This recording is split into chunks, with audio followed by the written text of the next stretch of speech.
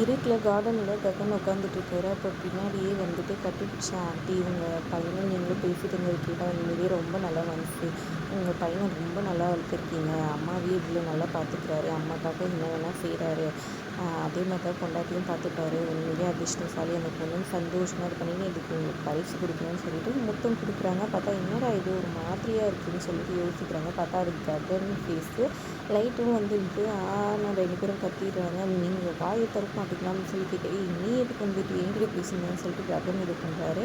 அப்புறம் அவங்க அம்மா வந்துட்டாங்க. என்னாச்சுன்னு கேட்கம்மா இவ்வளம்மா அப்படின்னு சொல்லிட்டு சொல்ல வராரு.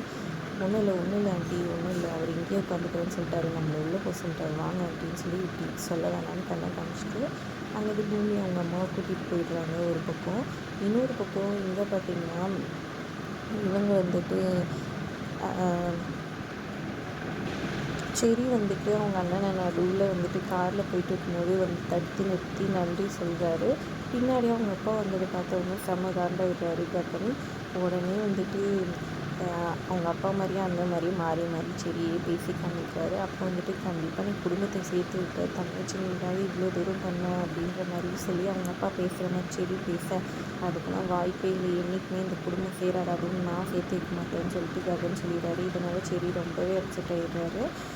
சரி விடுங்கப்பா, கொஞ்ச நாள் போட்டால் அண்ணா சரியாயிடுவான்ற மாதிரி செடி வந்து அவங்க அப்பா கிட்ட சொல்லிட்டு போயிட்டாங்க. இங்கே இந்துவுக்கு அந்த மஞ்சள் வைக்கிற ஃபங்க்ஷன் வந்துட்டு வைக்கிறாங்க. சந்தோஷமாக எல்லாருமே பண்ணிகிட்ருக்காங்க. அப்போ அவங்க பாட்டி சொல்கிறாங்க, எல்லாருக்கும் காரணம் என் பேரன் ககன் தான், அப்படி மன்னிப்பு கேட்டனால தான் ஆச்சு அப்படின்ற மாதிரி சொல்ல, ஆமாம் பாவம் அவனோட இதுவெல்லாம் விட்டு கொடுத்துட்டு அவன் போய் மன்னிப்பு கேட்குறானே, ககனே மன்னிப்பு கேட்குறானா உன்னுடைய பெரிய விஷயம் அப்படி இப்படின்னு நட்சத்திரம் வந்துட்டு ககனை பற்றி பெருமையாக பேசிகிட்டு இருக்க செம காண்ட அபூர்வா அவங்கள பலார்னு அடிச்சிடுறாங்க. என்ன ஓரா பண்ணிகிட்ருக்க, நீனாச்சும் ஒரு பலார்னு அடியோடு விட்டுருக்கேன், வேறு யாரா அதை பண்ணியிருந்தாங்கன்னா அவ்வளோதான் அப்படின்னு கோவப்படுறாங்க அபூர்வா ஒரு பக்கம். நட்சத்திரா ஆனாலும் வந்துட்டு அவங்க ஃப்ரெண்ட்ஸ் கிட்ட வந்துட்டு அவங்க அம்மா அடிச்சிட்டாங்கன்னு சொல்லியிருக்காங்க. எதுக்குடின்னு சொல்லி கேட்க, என் ககன் அம்மாவை பற்றி சொன்னேன், அவர் நல்லவருன்ட்டு. அதனால் என்னடி சொல்கிற, ககன் நல்லவனா, அவனை பார்த்தாலே எனக்கு பிடிக்காதடி, அவன் இது பண்ண பேகை கூட எடிச்சிட்டியடின்னு சொல்லி கேட்க, ஆமாம் இப்போ வேறு இனிமேல் என் ககன் மாமாவை தான் நல்லா பண்ணுவேன், அவரை தான் கல்யாணம் பண்ணிப்பேன்னு சொல்கிறாங்க. ஃப்ரெண்ட்ஸ் எல்லாம் ஷாக் ஆகிடாங்க, என்னமோ புரியலடின்னு சொல்கிறாங்க. வாங்க எங்கள் ககன் மாமாவை பார்த்துட்டு வரலான்னு சொல்லிட்டு போகிறாங்க. இங்கே பார்த்திங்கன்னா நம்ம ஹீரோயினுக்கு வந்துட்டு அவங்க அம்மா சமைச்சிட்ருக்காங்க. ககனோட அம்மா அவங்களுக்கெல்லாம் என்ன பிடிக்கும்னு சொல்லி கேட்க, ககனுக்கு என்ன பிடிக்கும், அவருக்கு பிடிச்சது செய்ய மாட்டீங்களான்னு கேட்க, அவருக்கு இதுதான் பிடிக்கும்னு சொல்லிடுறாங்க. ஓகே நம்மளுக்கு வேண்டியது கிடைச்சிச்சு, சரி ஓகே நம்ம என்ன பண்ணலாம், நம்மளே சமைக்கலான்னு யோசிக்கிறாங்க. ஆண்டி நானே சமைக்கிறேன்னு சொல்லி சமைக்கிறாங்க. அவங்க பையன் வரமாட்டாரான்னு சொல்லிட்டு எல்லாத்தையும் சமைச்சு வச்சுட்டு கேட்குறாங்க.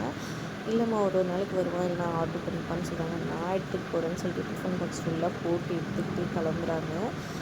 நேராக ககன் வந்துட்டு ஒரு சைட்டில் ஒரு வேலை செஞ்சுட்ருக்காரு. அங்கே போய் பார்க்குறாங்க. கொஞ்சம் வாங்கன்னு சொல்லி என்ன விஷயம்னு சொல்லி கேட்க, அவங்களுக்காக சாப்பாடு எடுத்துகிட்டு வந்துருக்குன்னு சொல்கிறாங்க. சரி அங்கே போய் வரேன்னு சொல்லிட்டு பேசிட்டு இருக்காங்க. இவங்க எல்லாத்தையும் எடுத்து இலையில போட்டு வச்சுட்டு ககனை கூப்பிட்றாங்க. இப்படி தட்டு வச்சு தட்டிக்கிட்டே இருக்கிறாங்க. அப்புறம் ககனும் வராரு. இவரை எப்படியாவது நம்ம கையால் சாப்பிட வைக்கணும், ஊட்டி விடணும் அப்படின்னு பிளான் பண்ணுறாங்க. அங்கேருந்து வார்னிஷை எடுத்து அவர் ஏதோ இவங்களை திட்டிக்கிட்டே எதுக்கு தட்டிகிட்டே இருந்தேன்னு திட்டிக்கிட்டே இருக்காங்க. அப்படியே தண்ணி ஊற்றுற மாதிரி வார்னிஷை ஊற்றிடுறாங்க. அவரும் கவனிக்காமல் கை வச்சுட்டாரு. ஐயோ என்னடா இதுன்னு சொல்லிட்டு ஷாக் ஆகுறாரு. முதல்ல தண்ணி எதுன்னு சொல்லிட்டு தண்ணி எடுத்து ஊற்றுறாங்க. அதனால் கழுவிட்ட முன்னாடியே ஒரு ஸ்மெல் அப்படி இருக்குது.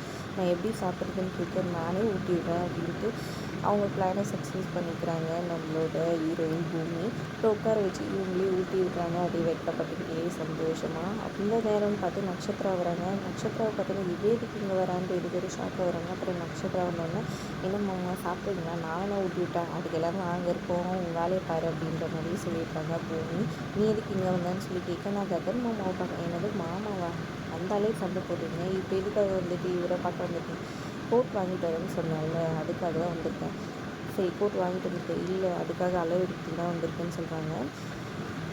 சரி அப்படின்ற மாதிரி சொல்லிடுறாங்க. அப்புறமா ககனை நிற்க வச்சு அவங்க தொட்டு அளவு எடுத்துகிட்ருக்காங்க.